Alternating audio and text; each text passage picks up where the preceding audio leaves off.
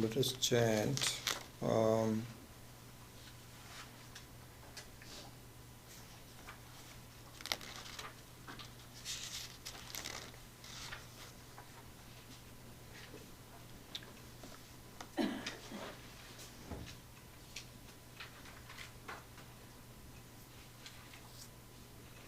Let's chant number 20. We won't do all of it continuously, but just let's just chant two verses which I want to focus on today. Number 23, which we have done already. I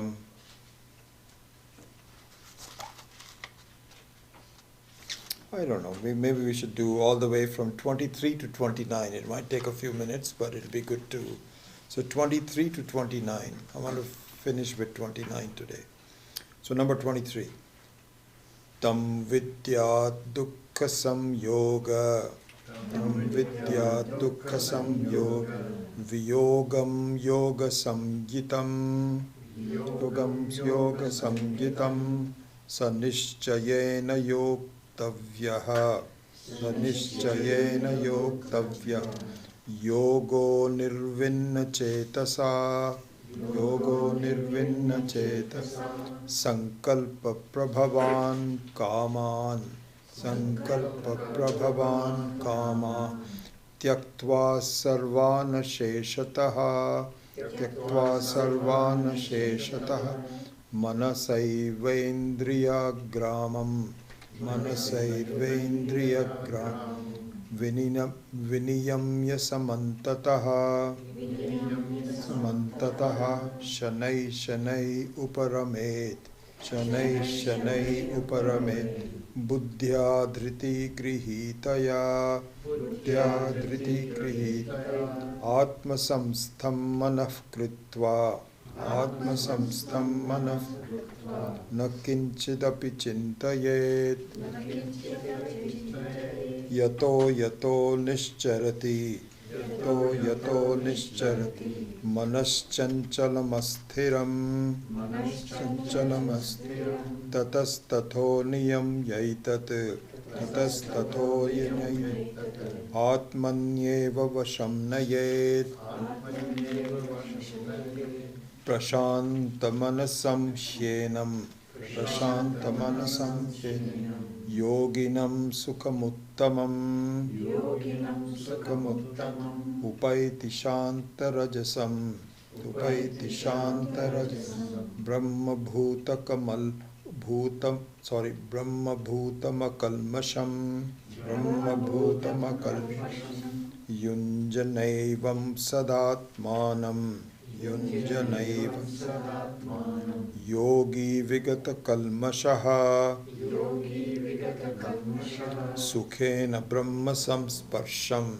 Sukhena brahma samsparsham. Atyantam sukhamashnute. Atyantam sukhamashnute. Sarvabhutasthamaatmanam. Sarvabhutasthamaatmanam. Sarvabhutani chatmani. Sarvabhutani chatmani. Ikshate yoga yuktatma. Ikshate yoga yuktatma. Sarvatra samadarshanaha. Sarvatra samadarshanaha. Okay. So in summarizing meditation nididhyasanam, the verse number 23 is the primary one, in the sense that it is it kind of summarizes the essence of what we have to think about. So we should just to kind of back off a little bit and give you the overall picture of this. We talked about this in the previous class also. We did a meditation on it. Perhaps we'll do that later on here as well. So here's our situation. Our basic life, leading our life is I am fairly convinced that I am a human being. This is what I am. I can move my hands. I'm thinking. I can see. There is a progression during the life. I'm born, then I become bigger, and then I die. This is who I am. But I'm not happy with it because I feel that I can achieve something more than the normal day-to-day happiness and unhappiness and all those things that happen. So I aspire for some kind of a spiritual, at first I aspire for material happiness, and somehow I feel that that's not completely satisfying to me. So I look for something higher, and I look for some kind of a spiritual happiness and so on. So this is our situation, is that I am fully convinced that I am a human being. There's no question. Because my experiences also tell me this is what I am. But I look for something higher. This is what it is.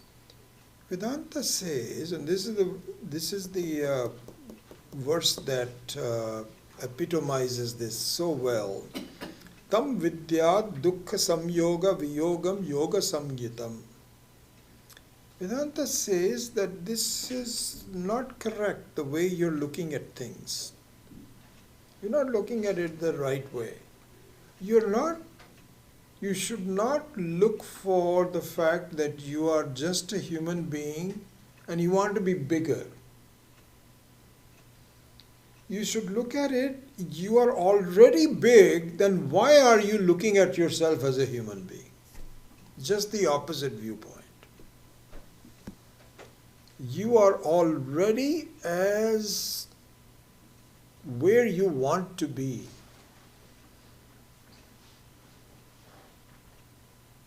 But you have convinced yourself that you are just a human being. Somehow you made into that, and so that error is yours, and we sympathize with you, but this is not the correct way to look at it. So this particular verse epitomizes that very well. So he says, please see that you have connected yourself with your human condition, as though it has gotten, it's an outside problem, but you have made it into your own. And so the example here given is that if there is a certain disease that you have, it's an outside thing that will leave you. It is not fundamental to you. Disease is not fundamental to you. Health is fundamental to you. And so if you have an external problem, just very much like you have a thorn in your skin, and the thorn is not endemic to you. It is an external thing. And you disconnect yourself from the thorn, you're going to be okay. You're already okay. You were okay before the thorn, and you'll be okay after the thorn. And during the thorn, yes, you are suffering a little bit. But it's not permanent suffering. Therefore, it says that, so tam vidyat dukkha samyoga viyogam yoga samgitam. So we talked about the yoga. So this is a beautiful definition. It's a completely startling definition of yoga. So yoga means that you are united. So Krishna is pointing out so beautifully here, you're not uniting yourself with a sense of freedom. You are the sense of freedom. You're uniting yourself with the opposite sense. So removing the opposite sense, which will go like a thorn, your ability to be a human being is just temporary. It is not endemic to you. It is something that will come, that has come to you, and it will go. So you should understand that. Your whole attitude should be based on that. This is the essence of, because this is the essence of meditation. So because my starting point is that I am a human being, that one is for sure, don't question that. And everybody believes that, and so on and so forth. The whole question is, how do I get out of this situation? You are already out of the situation. You just have to make sure that you understand how the facts work. So he says, Tam vidyat, may you know. Tam vidyat means may you know. What should I know? Dukkha samyoga viyogam. That right now, the way you look at dukkha is that you are united with it. It is yours. And understanding that this is temporary, it is not endemic to you, is the yoga. That is what yoga is all about. It's an opposite definition of yoga. The removal of this connection is very much like you have a gold vessel, and the gold vessel has been in dirt for so long that the dirt has gotten caked onto it, and it looks kind of like supposing it has been bad. This is what happens in archaeological finds. Sometimes when they are looking for some archaeological discoveries, they find that there is a kind of like a gold vessel which seems to be so caked in with the dirt that it looks like it's dirt. But if you just scratch the dirt out a little bit, you find, oh my goodness, this is a gold vessel. But the gold vessel is still caked in. So really speaking, the dirt has not gone into the gold. It is an outside thing that will go if you just rub it for a while. And so this is exactly what it is. It has nothing to do with the dukkha that I have. So this is what is said, that if you analyze any kind of problems, any kind of dukkha, you find that it doesn't belong to you, it belongs to the mind.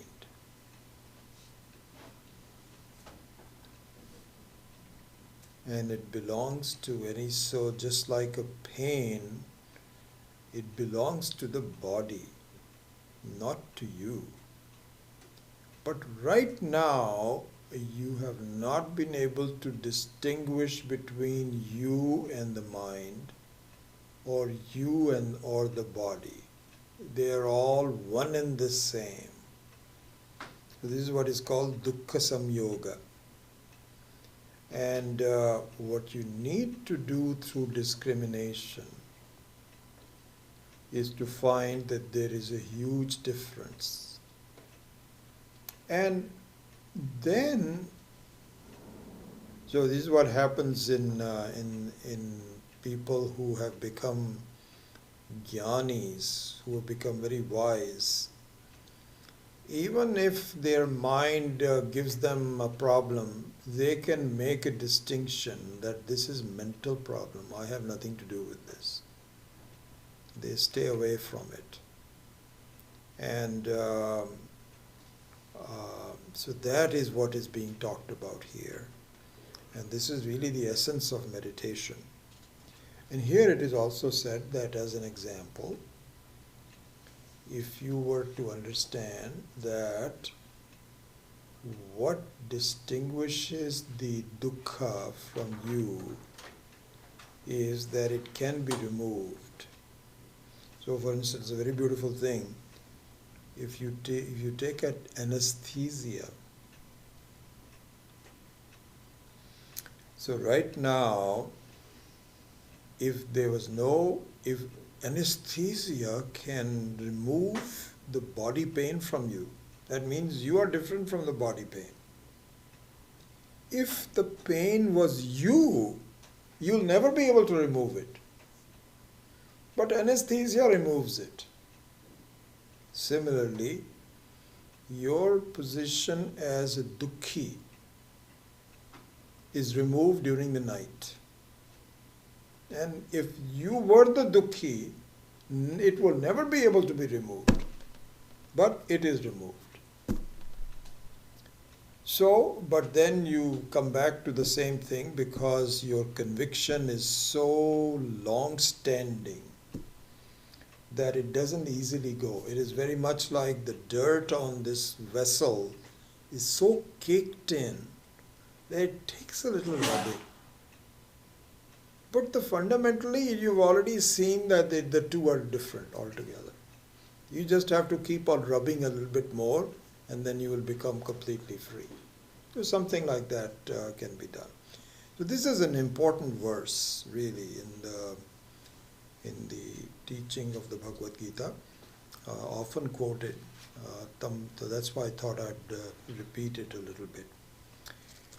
So, number 23 is the culmination of what is called Jnana Phalam. So here, Sri Krishna is going back between the results of Jnanam and the nature of the sadhana. So this is the result of doing all of this. This is the last one. Then in verse number 24 onwards, he goes back into strengthening the process of doing sadhana again, which he had started earlier before number 20. But on between 20, 21, 22 and 23, he was talking about the results. And remember, we had the 7 different kinds of results that. And now from 24 onwards, he has gone back into discussing the sadhana itself. And where he says that the way to achieve these results is to really focus yourself on what the truth is. And the focusing requires a little bit of a process. You have to disassociate yourself from your normal jivatvam. Jivatvam means your status as a human being. Because right now your thoughts are that I'm a human being, I'm sitting here, and so this is what it is. But now, if you say that there is another truth to yourself, you have to disassociate yourself from jivatvam to something higher. How do you do that is being now talked about in number 24 onward.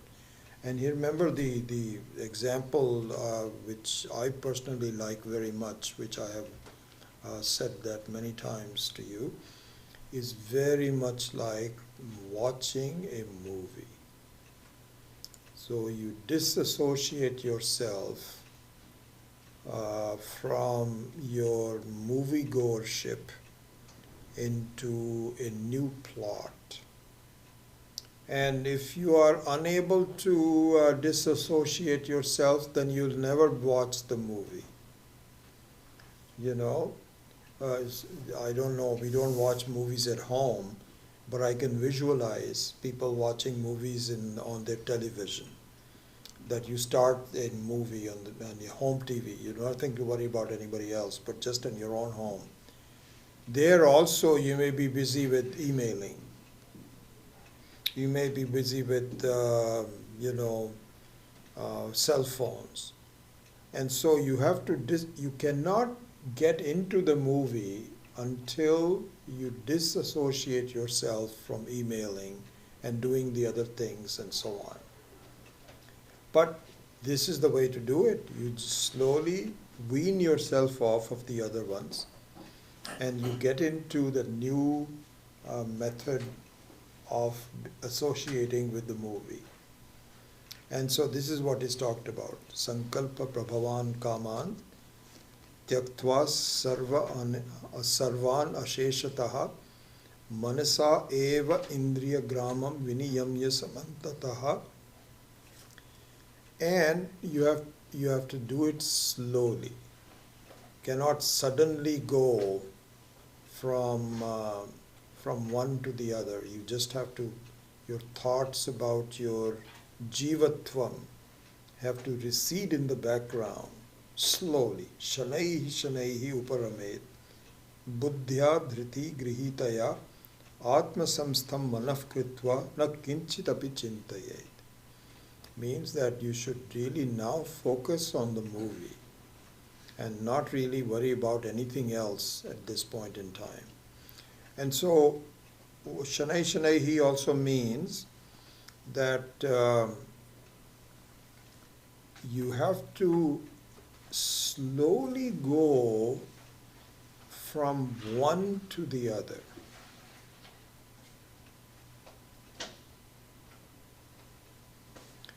And this can be done. If you want, we can even do a short meditation on this aspect of it. So why don't we just do that?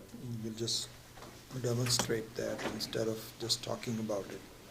Shanai Shanaihi Uparamet.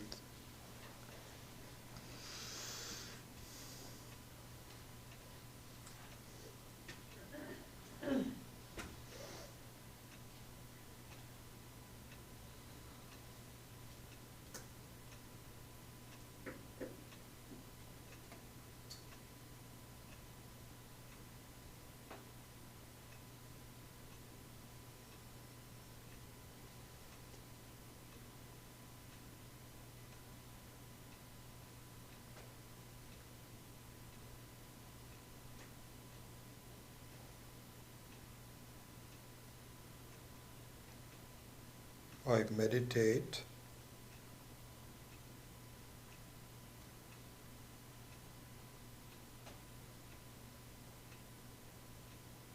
on myself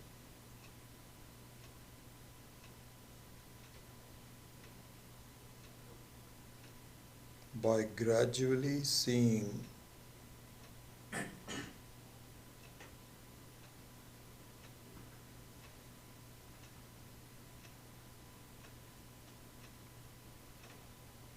the limitations that I put on myself.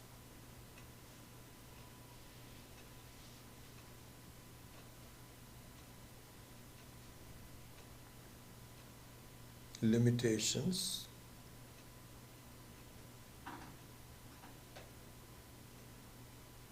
or coverings are like as though they are covering, as though they are a limitation. They are not real limitations, but I see them as limitations.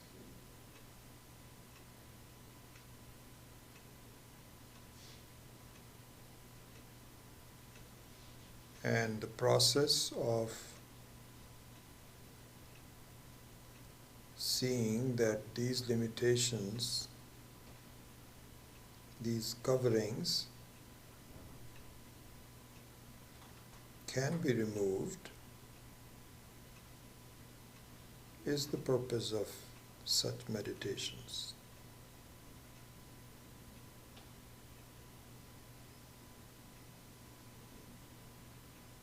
So the first covering, which is described in our Shastras as kosha. Kosha means a covering or a limitation.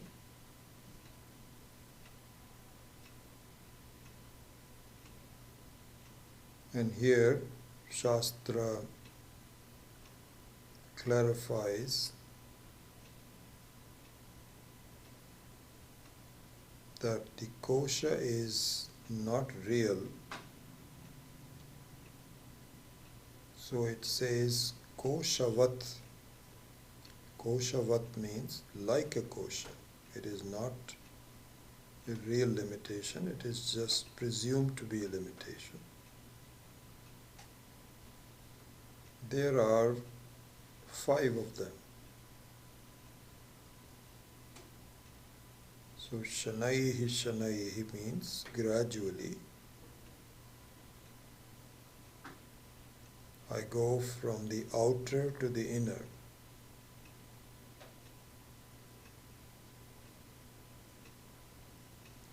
First one is Annamaya Kosha.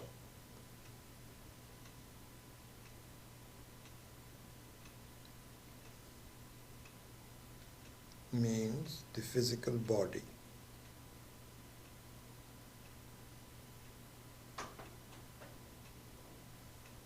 I find that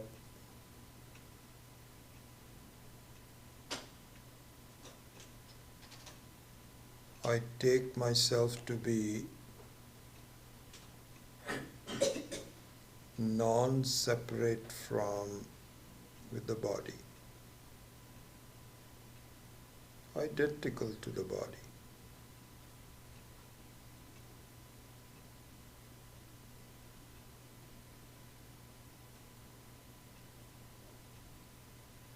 But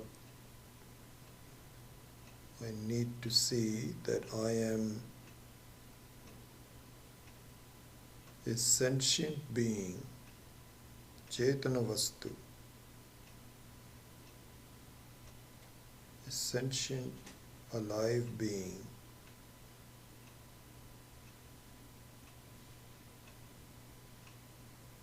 which is keeping the body alive.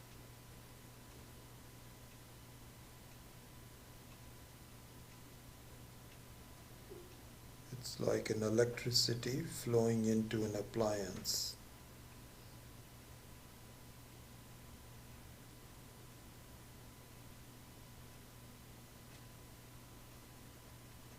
The appliance is not keeping electricity alive. The electricity is keeping the appliance alive.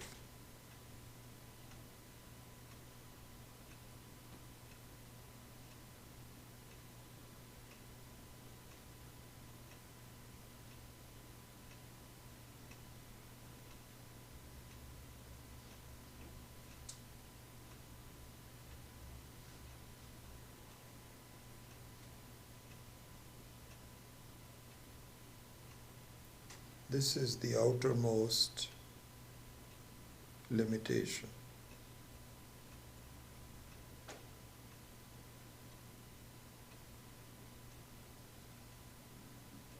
Inner from there is the Manomaya Kosha. My thoughts, my mind.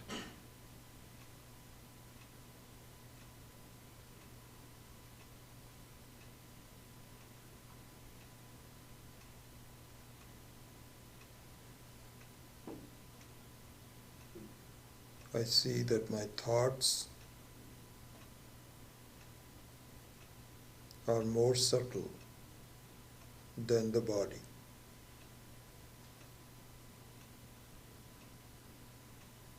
They can flow in and out.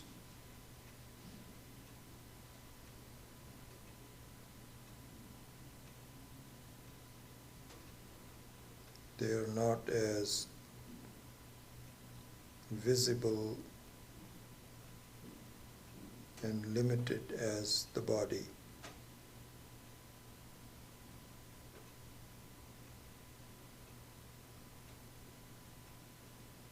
And it has its own states.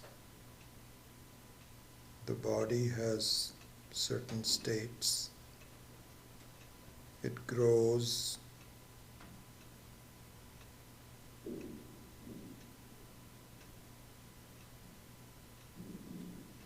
and it decays, but the mind has a different set of gunas.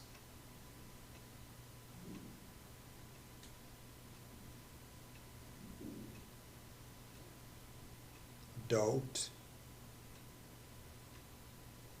resolution,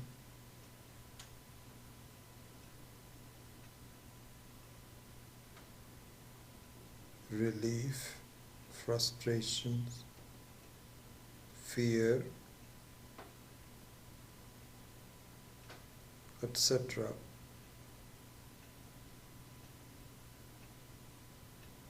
are the qualities of the mind, Manomaya Kosha.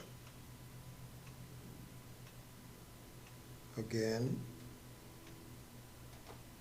I am different from the mind.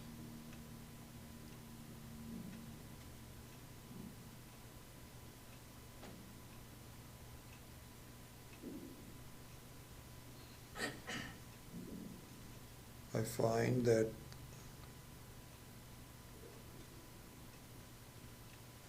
even though the mind keeps changing, my thoughts come and go as well, I remain the same.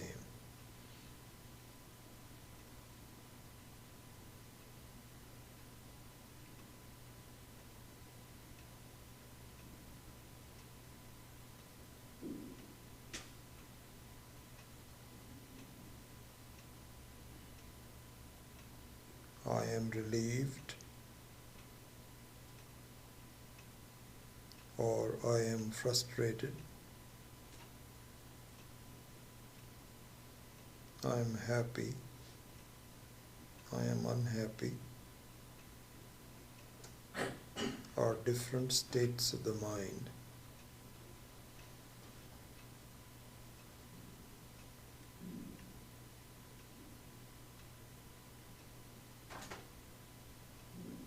So I am not the Manomaya Kosha as well.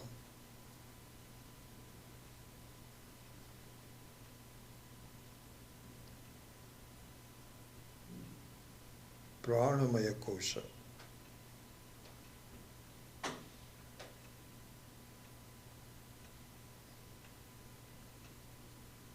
I am alive. I am functioning.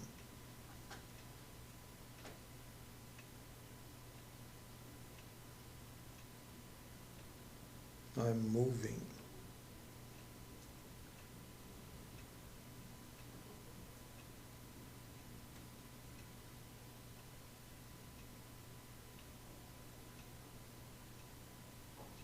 I am hungry.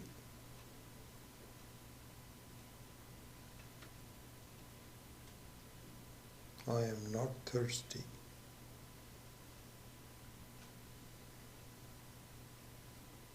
These are the physiological aspects of prana.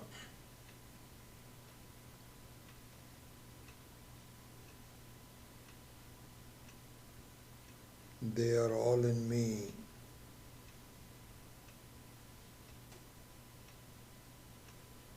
But I am not limited by them.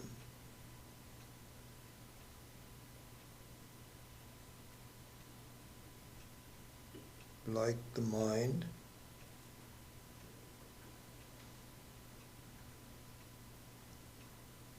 my hunger does not stick to me. It comes and goes. I cannot be hunger. I cannot be thirst. I cannot just be a mover.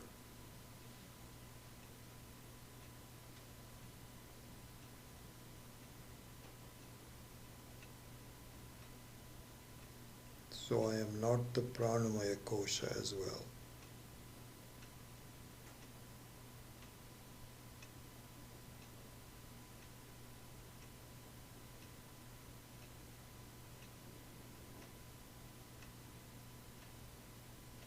So maybe I am the Vijnanamaya Kosha.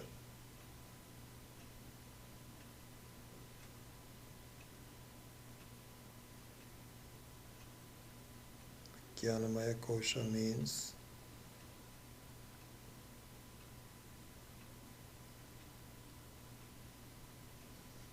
anything which is seen to be a fact.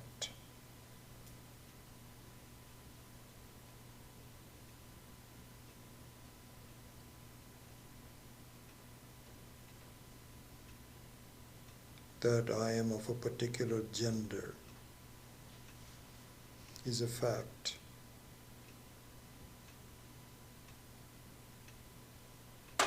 That I am here in this room now is a fact.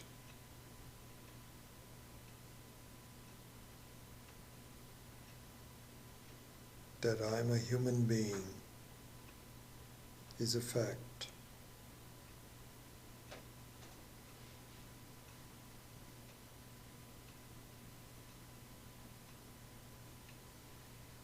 This is Vijnanamaya Kosha.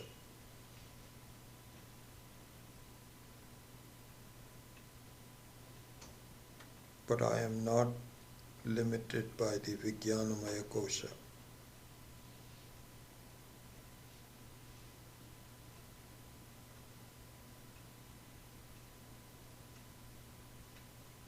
If I am the Vijnanamaya Kosha, if I am Vijnana, I will always be Vijnana.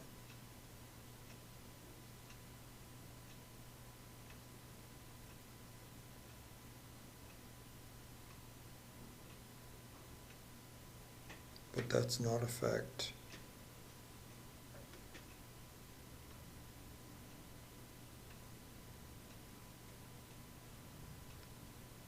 In the night time,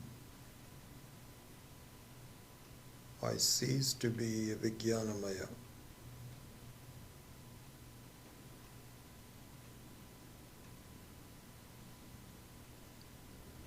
I am no longer a human being.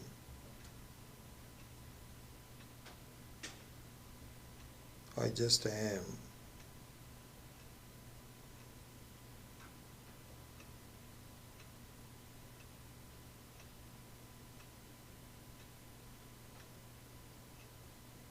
But the Vijnanamaya disappears.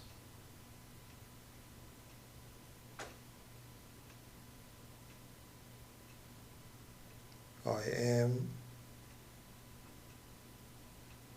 but not what I am.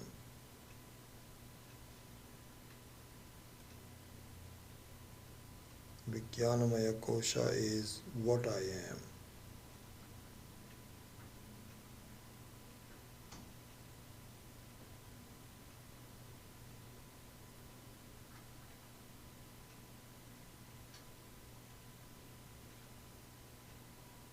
The last one is Anandamaya Kosha.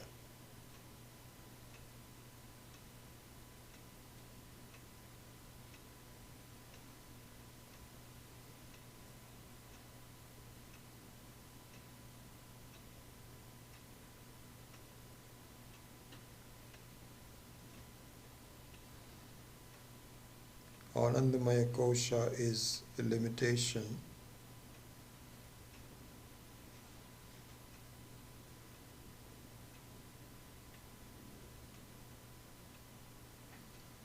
because a sense of joy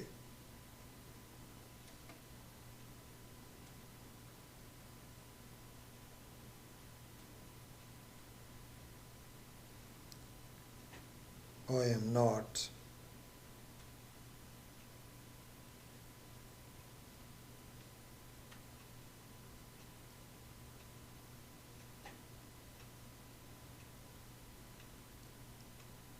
A sense of joy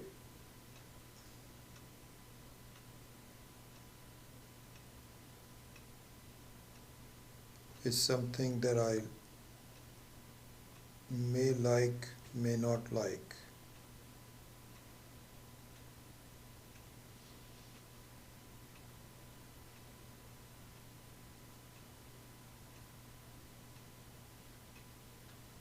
It comes and goes.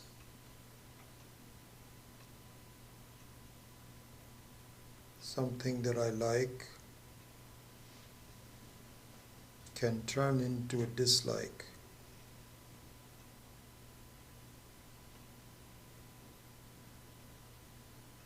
So a sense of joy is also temporary, fleeting,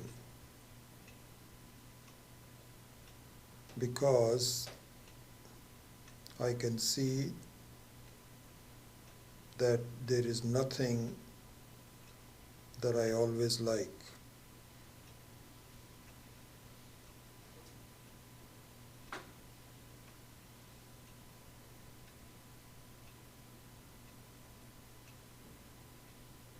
I am not limited by that,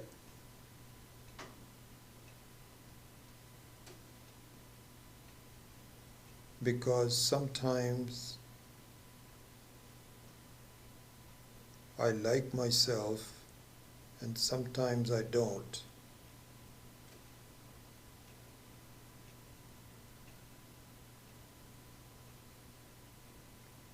But upon analysis, what I find is that also is not me,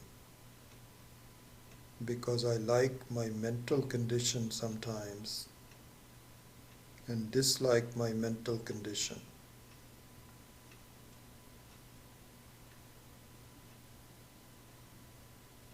Distinguished from that, I have unflinching love for myself.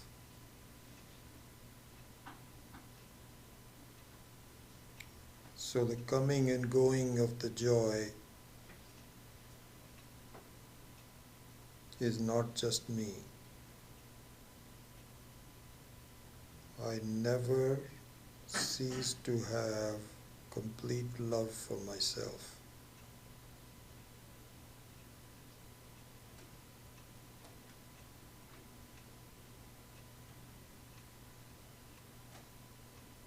So I am not the Annamaya Kosha, not limited by Pranamaya Kosha, not limited by Manomaya Kosha. I am not limited by Vijnanamaya Kosha.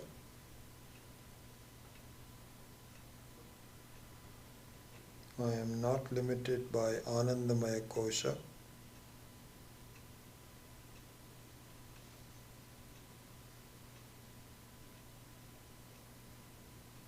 I am the essence of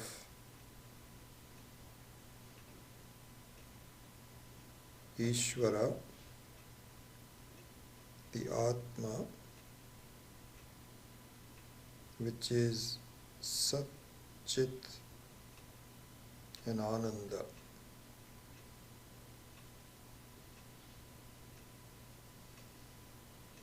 My existence never changes.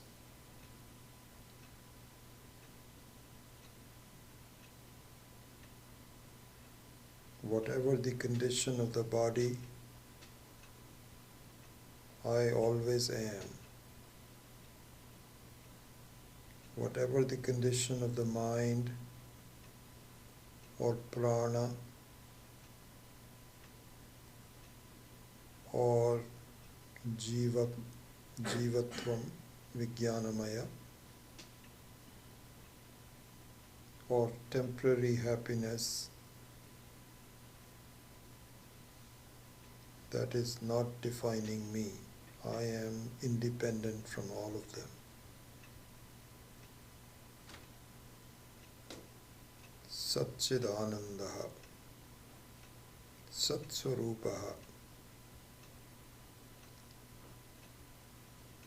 nature of isness, nature of Chit,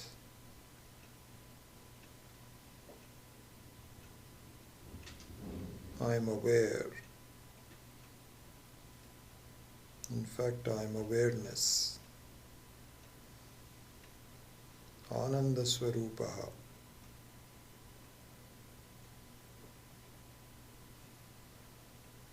I am the nature of love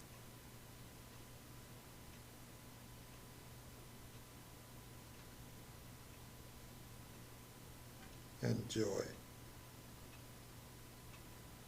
This part is understood the last, but it is the truth.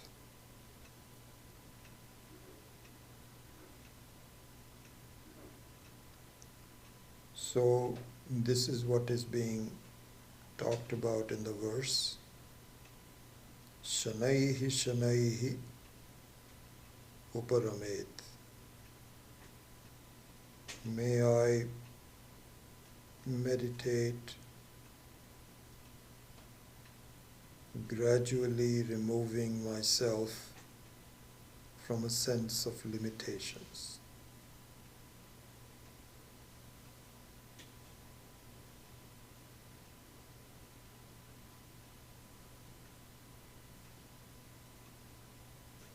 Om Shanti Shanti Shanti.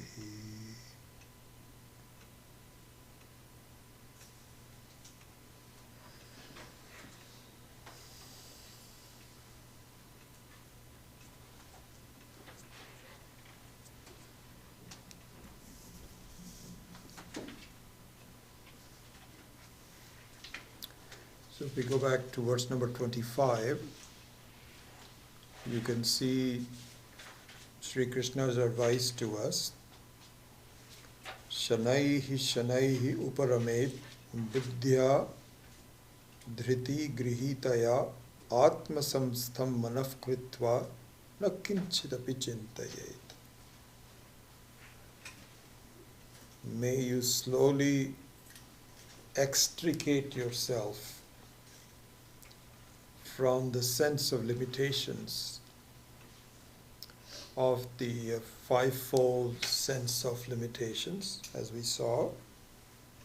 That's not talked about here, the fivefold, but we can import it from other places of the Gita. And may I reside in an unchanging nature of myself. So the unchanging nature of myself with all of its implications, all the implications of the unchanging nature of myself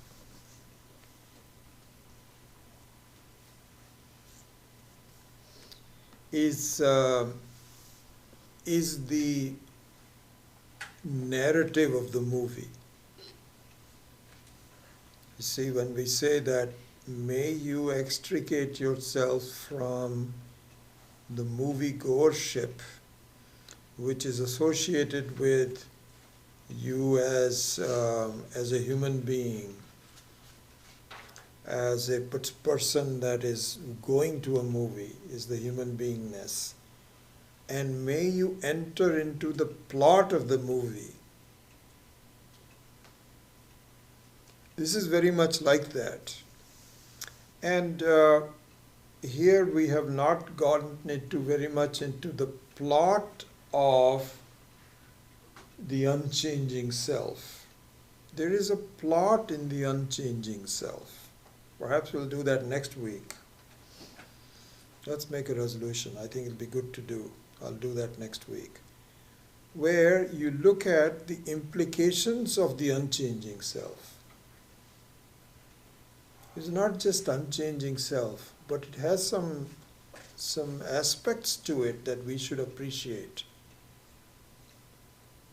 That we will go into more detail next week. But here the process is being talked about, that you transform yourself through meditation from a sense of limitations to a sense of non-limitation. The non-limitation is the plot of the movie.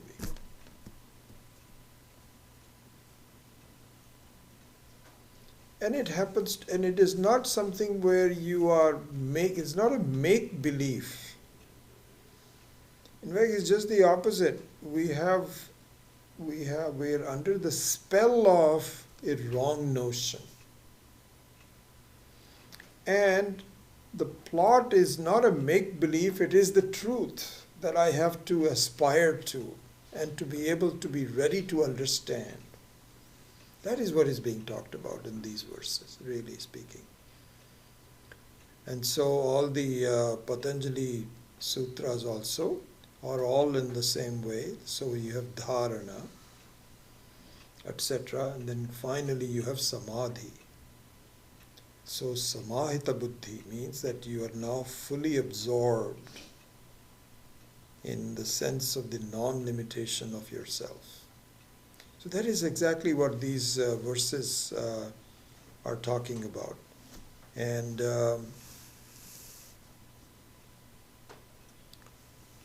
this continues on in number 26. Yato yato nischarati manaschanchalam asthiram tatastatho niyamya tatastatho niyamya etad atmani eva vasham nayet.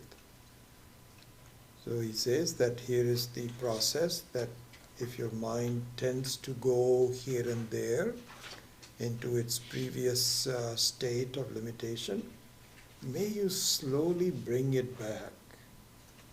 It takes some practice, but yes, you can do that. It's not impossible. Then Prashantam, number 27, Prashanta manasam hi enam yoginam sukhamuttamam upaiti shanta rajasam brahma bhutam akalmasham. So as you are doing this, you will see that you are enjoying the nature of yourself. This is a very big thing, because it makes the wrong notion go away. The wrong notion being that a sense of joy always has to be imported from outside.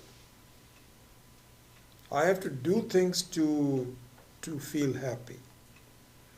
I have to eat things to be happy. I have to accomplish things to be happy. This is my normal way of thinking. But through the meditation, you begin to see that there is a sense of completeness, sense of joy, which is your own. You don't have to import it from anyone. This is you. And at first you don't believe that. No. Because you're so enamored with things that you're doing outside that by not doing it you feel bored. How many people can just stay within themselves without seeking something else? Not many. Because you feel there's nothing, I've got to do something. That associated with that is the very feeling that I am not happy the way I am. I've got to keep on having company or doing something or singing songs or watching a movie or eating or something like this. So this thought you have to discover that the Atma is complete by itself. Doesn't need anything. And so and you don't believe it. None of us believes it. You say, oh, this is kind of like nice to know, but I'm not sure that it's really true for me. How are you going to see this? By slowly understanding it's possible. And then when you find that this is the only thing that really stays with you. And so the results of that meditation is done through slowly bringing your mind to yourself. So this is what is being talked about. Prashanta manasam hi enam yoginam sukhamuttamam upaiti shanta rajasam brahma bhutam akalmasham. Same thing on the continued on number 28. Yunjan evam sadatmanam yogi vigata kalmashaha sukhena brahma samsparsham atyantam sukhamashnate. He says if you follow this and you do it well, the joy that you will, I use the word experience here, but really not experience is not the right word, because experience is always something with something else. But the joy that you will see for yourself is unmatched. So he says, Atyantam sukham ashnute. This is the goal that we should have in our life. Sri Krishna says that if you follow all this, you find that you yourself is the source of joy. Then he comes to verse number 29, which is also as a very important verse, often quoted. So I'll briefly talk about this verse, and then that'll be the last thing in this class. Sarva bhutastham atmanam sarva bhutani cha atmani ikshate yoga yuktatma sarvatra samadarshana. So let's look at the word meaning first, and then we will go into the meaning of the whole thing. So, sarva bhutastham atmanam. So let's look at the complete English translation. One whose mind is disciplined through meditation perceives the Atma in all beings and all beings in the Atma. He or she has the same vision everywhere. Okay? So this is what is being talked about in number 29. Okay? So, here Swami Paramathananda had given us one very good exercise. Let me find it.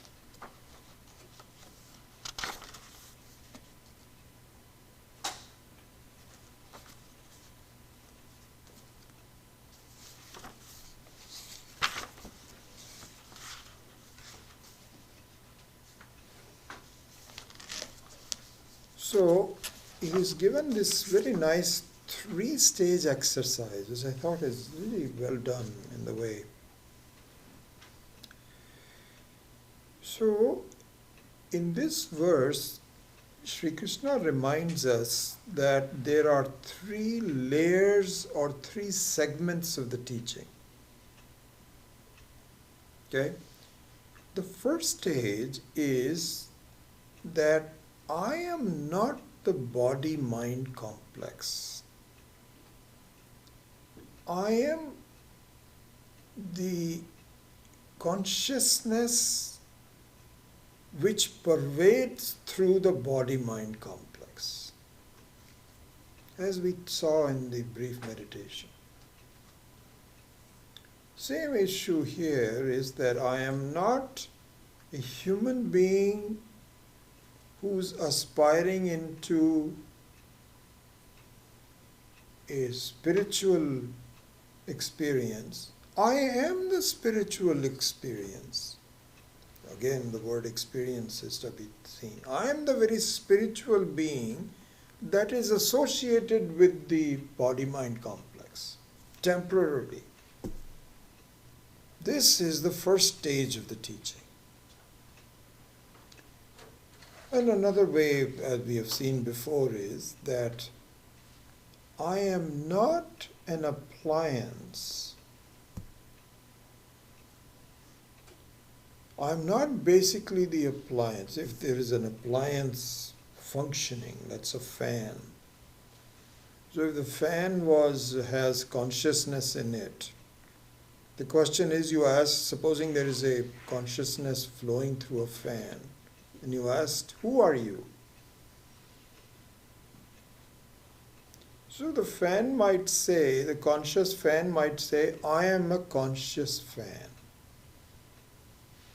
Meaning that I am a fan, but I have consciousness as my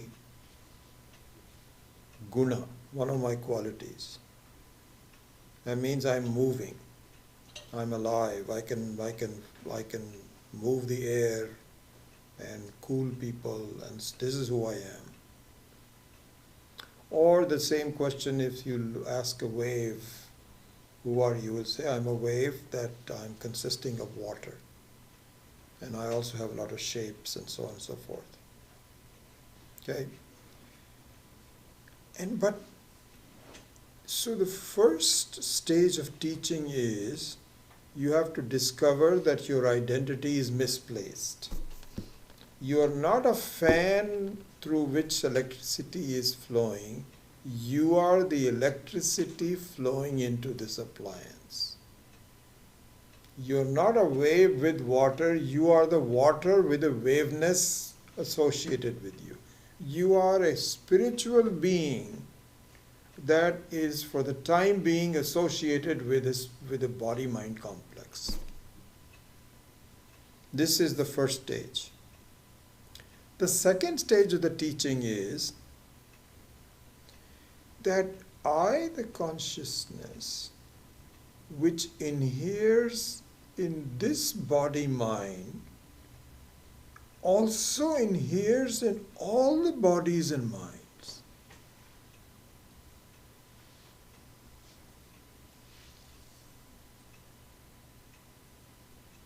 This is a very big thing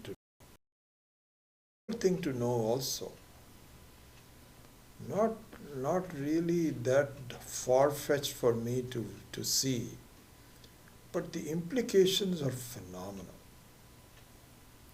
Because when you deal with people, it's just very much like, when you are dealing with your own immediate family, how your attitude is, supposing you have children, especially with children, your own children, you have a very special relationship with them. Your sense of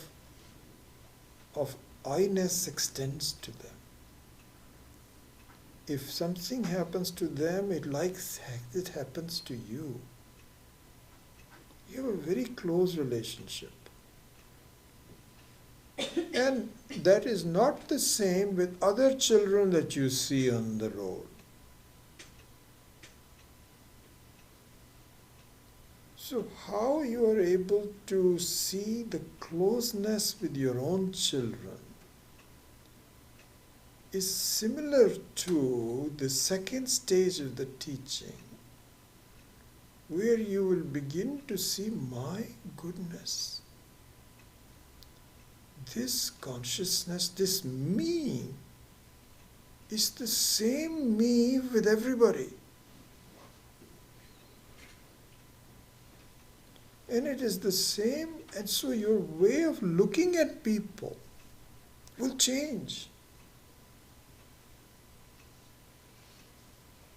There'll be certain softness in the way and it's not as though you don't have transactional separation. It's not as though, that's not the point we're talking about. Even your own children, they're all different from you. But despite that, there is a certain unity that combines you. That unity is what will happen in the second stage of the teaching, if you think about it. You have to think about it. Nobody is going to pound this in your head. But this is the natural implication of the teaching. It's like saying that the electricity is not personal to an appliance. It is a general electricity. If there are 2 or 3 fans, the fan can say, my gosh, the other fan also is the same electricity. So this is the second stage of the teaching. First stage is that I am not the appliance, I am the electricity flowing through this body-mind complex. The second stage is, my goodness, that means that the electricity is the same that is flowing through all of them.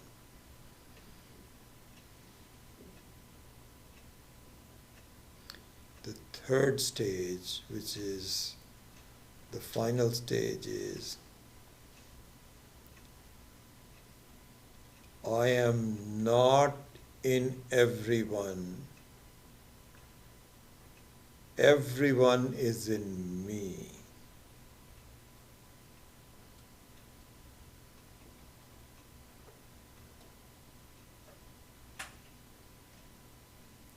So, the second stage was I am in everyone. The third stage is everyone is in me.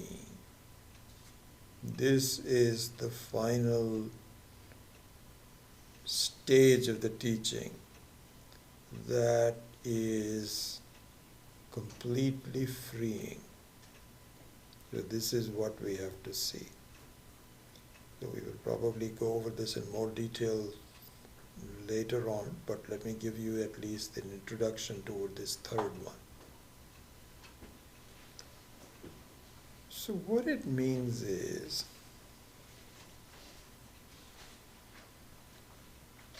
that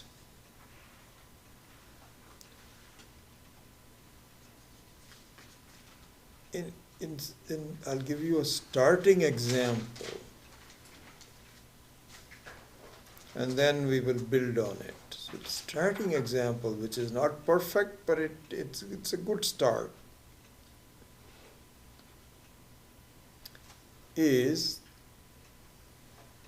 that suppose this room space has consciousness. So the space is also a conscious space. So this is what is called Chit Akasha, Chidakasha, which is used, these words are used in the Shastra. Chidakasha, Chit Akasha. Akasha means the space, and Chit means consciousness, a conscious space. So suppose there is a Chidakasha, and in fact the Chidakasha is the truth that we will see later. But in this example, you visualize that the space has some consciousness. Now this space consciousness is what drives the whole setup in the world.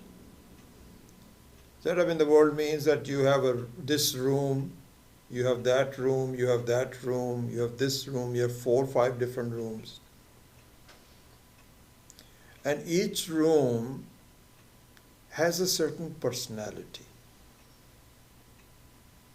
This room has a Chidakasha, and you you take a microphone and say, will you please describe yourself? So he says, oh, you wanted to know more about me?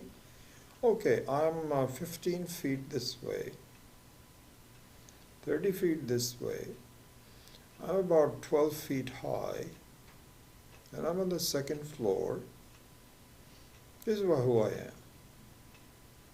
Anything else? So he says, no, I think that pretty much covers everything about me. Okay, good, thank you. You go to the other room. You ask this person, can you, sir, please introduce yourself? He says, oh, I'm the library. I'm smaller than the other person.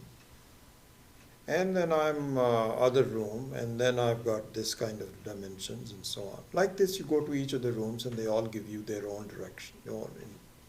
So in these, and they're all telling the truth, really. Nobody's lying to you. They're not pretending or anything like this. They're describing as they see themselves.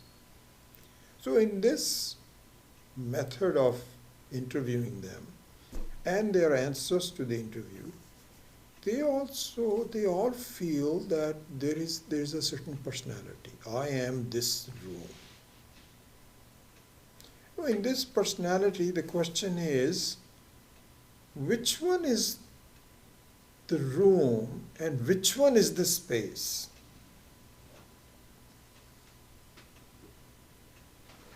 So their main thing is that I am the room. And by the way, I have this much space that I have. This is all I have. And it turns out this is the wrong way to look at it. It is very much like that Swami Dayanand used to say that if you interview a golden chain and you ask, who are you? So he says, I am a golden chain. I'm a chain. That's my primary personality, but I happen to be golden. This is a wrong way this is a not correct answers. Like you ask, are you sure? Can you think about another way? He says, no, I can't think of anything else. And so, did I not tell you the right thing? And he says, no. The right thing is you are a chainy gold. You are not a golden chain. You have reversed what is the noun and what is the adjective. You say the chain is, you're saying chain is the noun and gold is the adjective, when in fact you are gold as the noun and chain is the adjective. Just the opposite. So similarly, going back to our example, the room space, you are really space with the upadhi of the room, rather than the room with the upadhi of the space. So now let us look at these three stages of the teaching with this example. It's just a starting example. We'll build on it in more detail later on, perhaps not even today, some other time. But let's just stay with this example. So in this example, the first stage is to tell the person, don't you see that you are the space enclosed in this room? You are not the room that is enclosing the space. So at first the person says, no, I don't get it. What are you talking about? What are you saying? Yes, you are the space with your primary noun is the space, and the roominess is your adjective. After a while he says, yeah, I can see that. Okay, I see what you're saying. Second stage is, don't you see that you are the same space in the other rooms? And he says, no. Think about it. Think about it. Is the space any different? He says, no, you're right. The space is the same. And all the rooms have the same space? Yes. Now I can see what you're talking about. So, there it is said that stop being jealous of other rooms. They are also nothing but like you. You also enjoy it. Let just be it is. He says, okay, I have a certain softness is now. I'm okay with other space, other rooms. So that means that you as the space are in all the other rooms. This is the second stage of teaching. Third stage of teaching is, don't you see that you are the space and all the rooms are in you.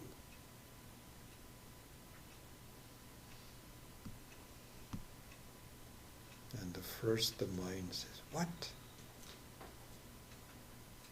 This is a big transformation.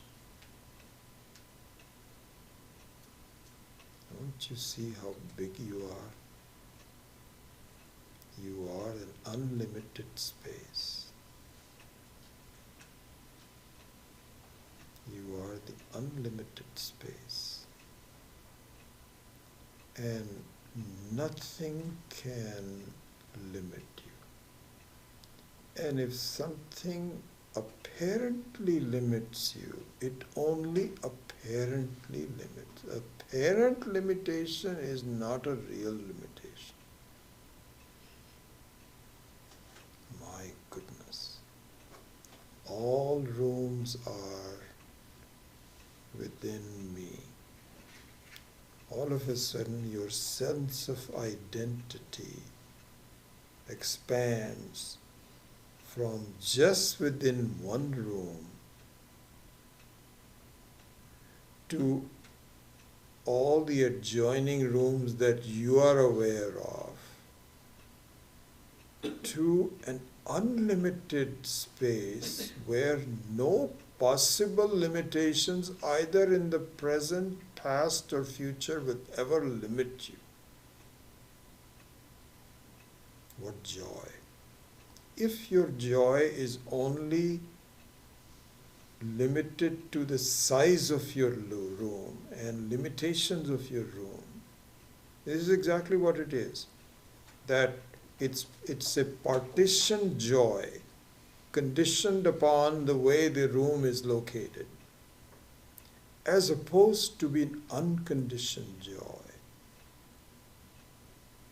So we can always go back to that, not always, you can go back to that meditation that we did about Anandamaya Kosha.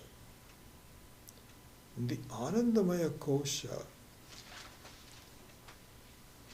see that it's difficult to explain in the meditation, but now we can explain it a little bit better in the general discussion. Anandamaya Kosha means it is limited Ananda,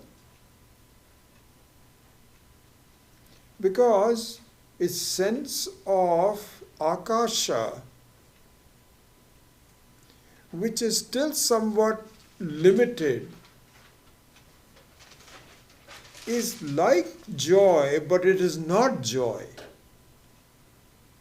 Why is it not like joy? Because your sense of Akasha, even though now you have become more sanguine, that my identity is with the space, not with the room.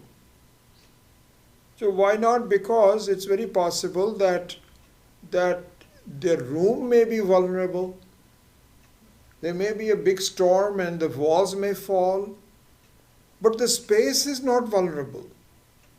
So to that extent, your joy has now evolved to a higher state, isn't it?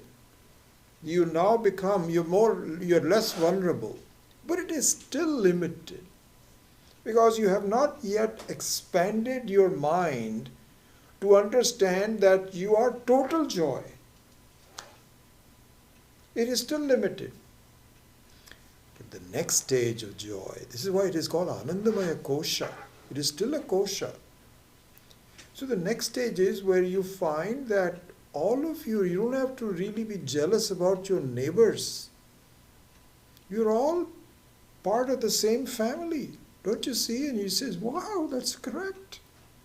But now you're limited still to the neighborhood. then the third stage of teaching is that really, don't you see the big implications of this? That the space, because right now,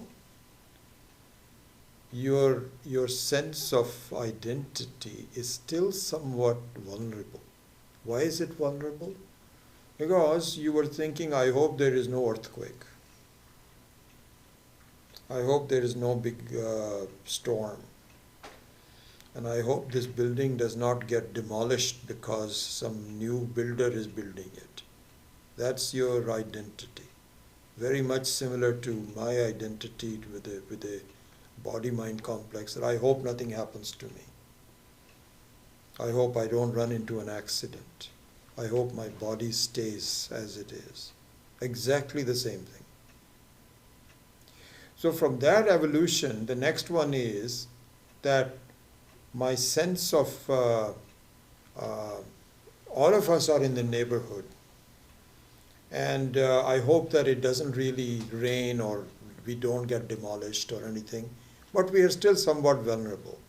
You are less vulnerable because you have certain community, but it is still limited.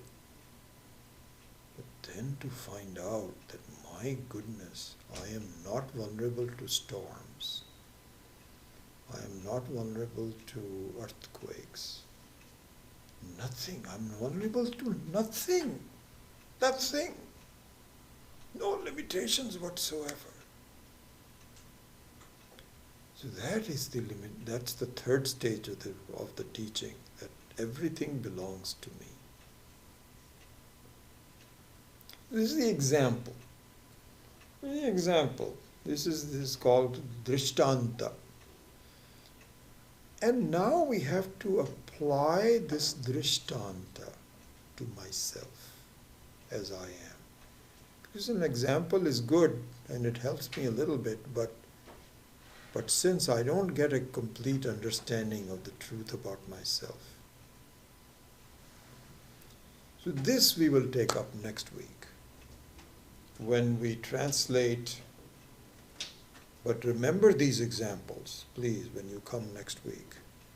And we will build on it and then carry it to the next stage of seeing how this is. So this is an important verse, often quoted by Mahatmas. Sarvabhutam, sarvabhutastham atmanam, sarvabhutani cha atmani, ikshate yoga yuktatma sarvatra samadarshana.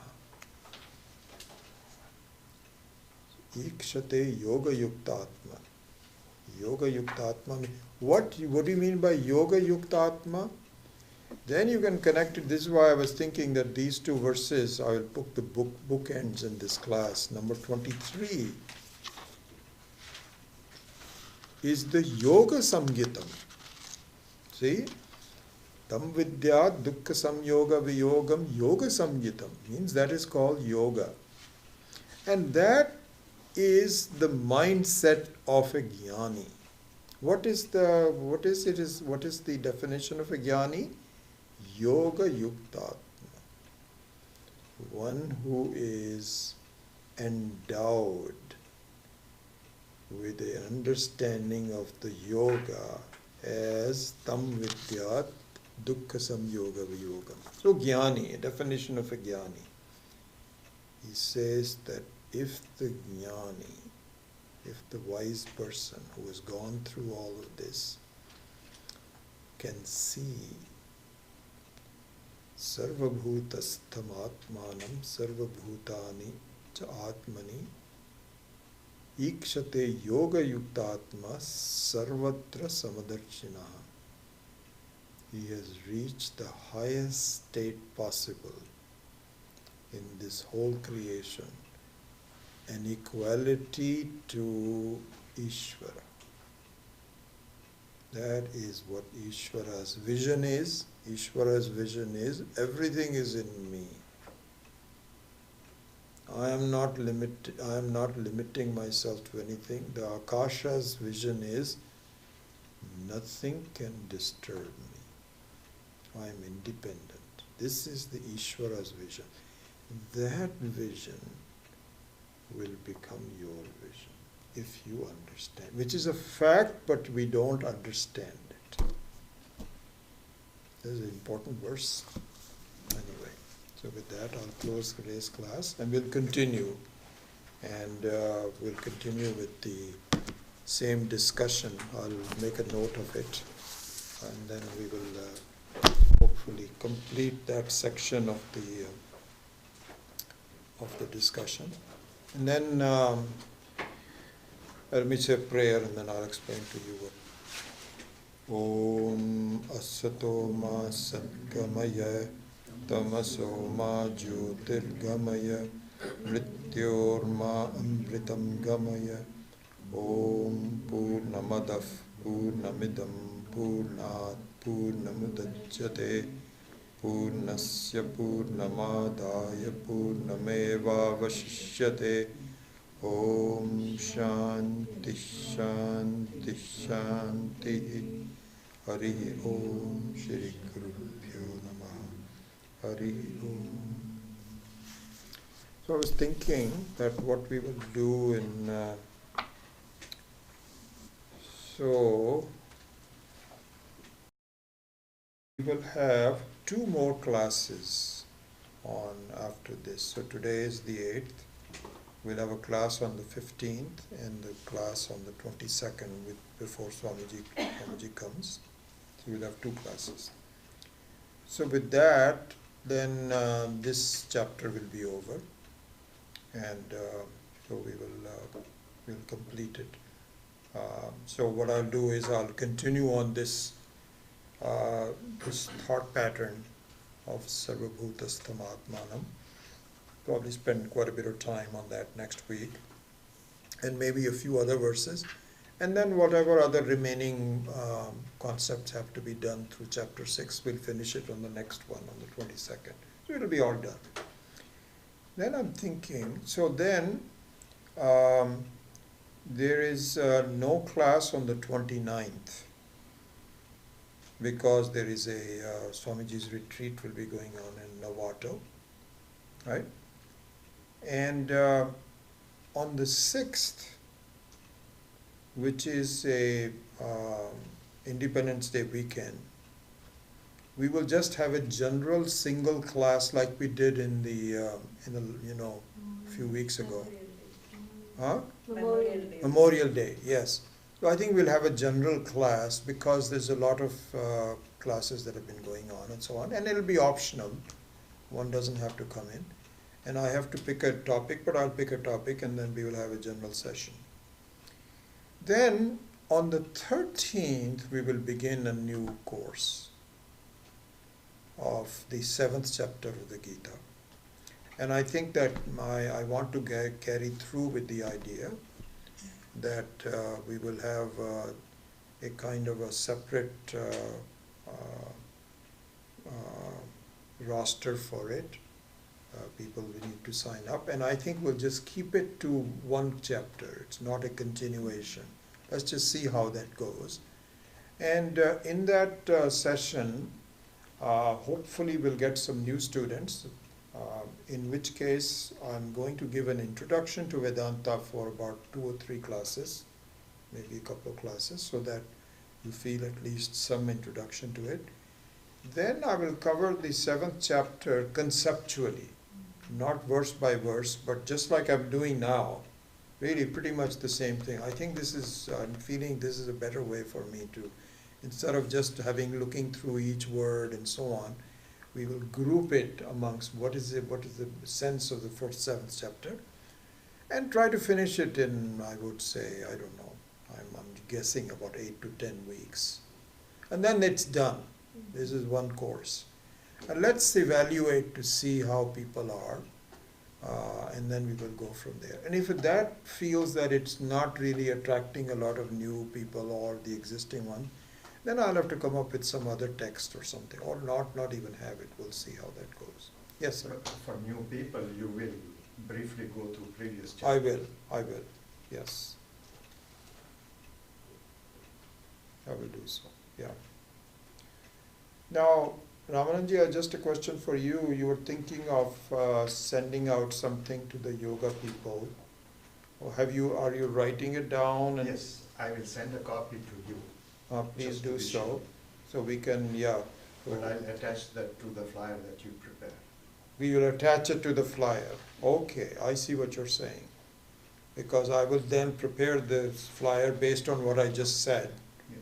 and then you will attach something to it. Okay, all right, that would be good. And I'll also run one ad in the India West, and also send it to our own people.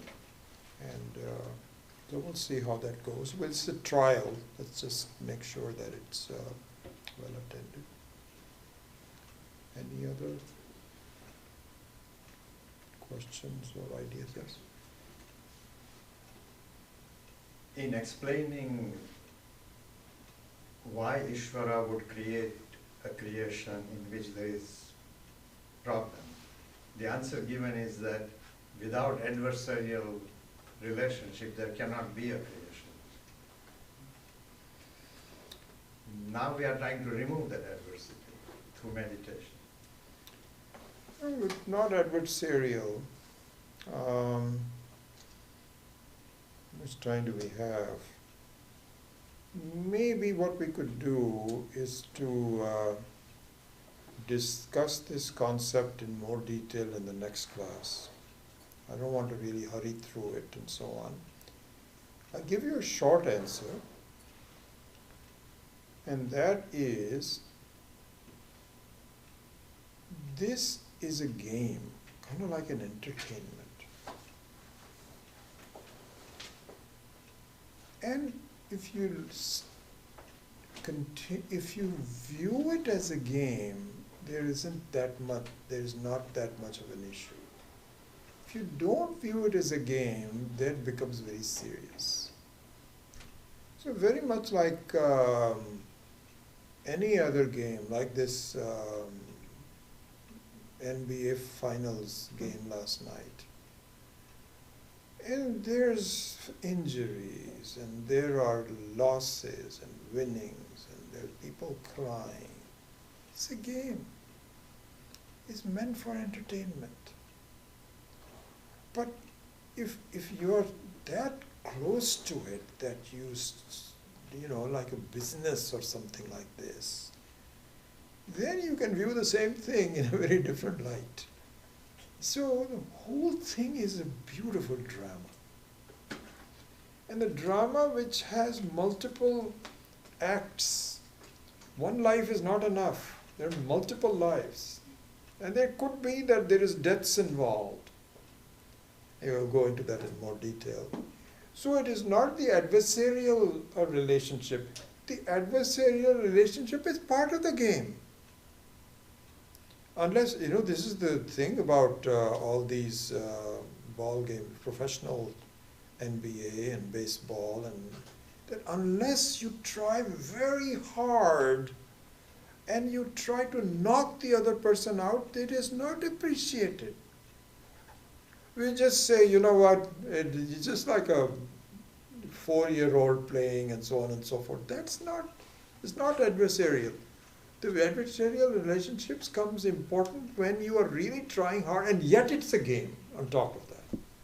Anyway, I think I'll defer it again, and I'll remind myself that in addition to the other concept, I will also talk a little bit about this.